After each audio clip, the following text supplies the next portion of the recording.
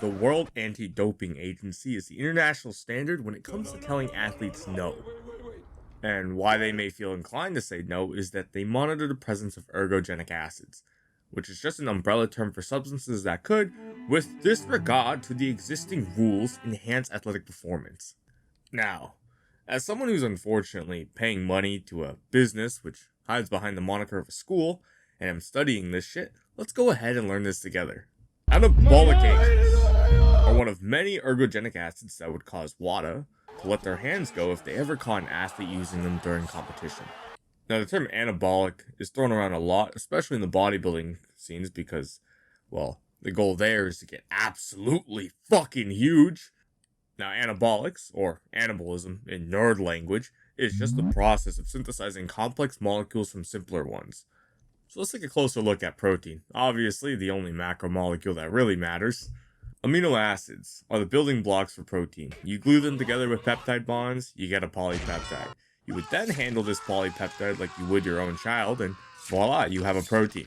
You've made something more complex in its components. So with that in mind, anabolic agents are just substances that help with that process. What do you mean when you say anabolic agents? Let's take a look at some popular examples. Steroids. Do they really need an introduction? You know them, they know them, and they definitely use them. Steroids is synthetic testosterone. See, that's the interesting thing about performance-enhancing substances. Our body, this fucking dysfunctional piece of shit organic machine that, sometimes for no reason, decides to switch sides, is actually pretty amazing. We naturally produce testosterone. One of its main purposes is to drive protein synthesis. So if you would just jam more of it into your body, it would speed up that whole process. Steroids don't just make you fucking shredded though. One of the amazing things about it is that because it promotes protein synthesis, your ability to recover goes hog wild. You might see some athletes that get popped for roids and they aren't even that jacked, but they're training like maniacs every day, so it helps not to feel like you're falling apart at the seams when you're doing that. Can't all be good though. Steroids have an infamous side effect. Small balls.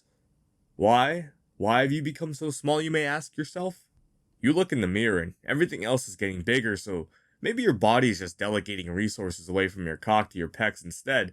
And, well, no, I guess I can follow the logic that's there, but that's not what's going on. What's going on is that your body is not releasing the same amount of GnRH, gonadotropin releasing hormone, as it did before.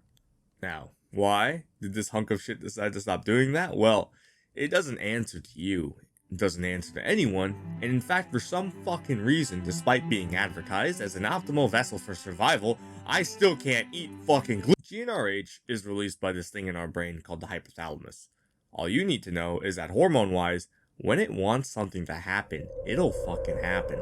The release of GnRH is going to act upon this thing called the pituitary gland to release FSH, follicle-stimulating hormone, and LH, luteinizing hormone, which as a dude, acts on your prized jewels to produce testosterone. Except, because you decided to insert synthetic testosterone into your body, your receptors get overloaded and become somewhat numb.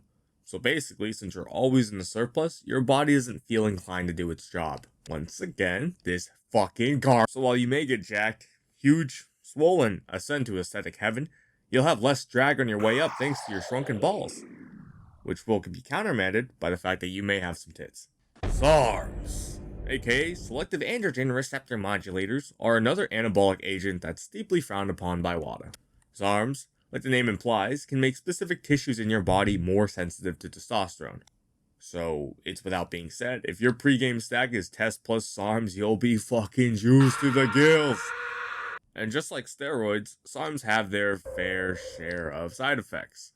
Androstenedione, the precursor to testosterone. Once again, it's something this hunk of junk naturally produces, but it's only really made in small amounts. Now, androstenedione, as I mentioned before, is a sort of precursor to testosterone. The production of androstenedione supposedly leads to the production of testosterone. However, just because you're taking this shit, don't expect your balls to go back to normal or anything, because remember, testosterone is only going to be made in response to GnRH. I don't advocate using any of this shit. I just find exercise physiology to be fascinating, and I also want to pass my final. This is post-finals me, editing this. They didn't ask fuck all about ergogenic acids. Why did I spend so much time? I suggest if you want to get jacked, hit the weights, get your protein in about 0.8 to 3 grams per kilogram of body weight a day, or easier way to track is just a gram per pound of body weight. Fuel your pre and post workout with fast digesting carbohydrates, snuggle up in your favorite pajamas, and get your bitch ass to bed. And with that, we can move on. Now, I know there's a fuck ton of more of anabolic agents to cover, but you see, I've only started learning about these three at a basic level. So I can't really talk about anything else without misinterpreting things. Stay tuned for next time when we go over peptide hormones and growth factors.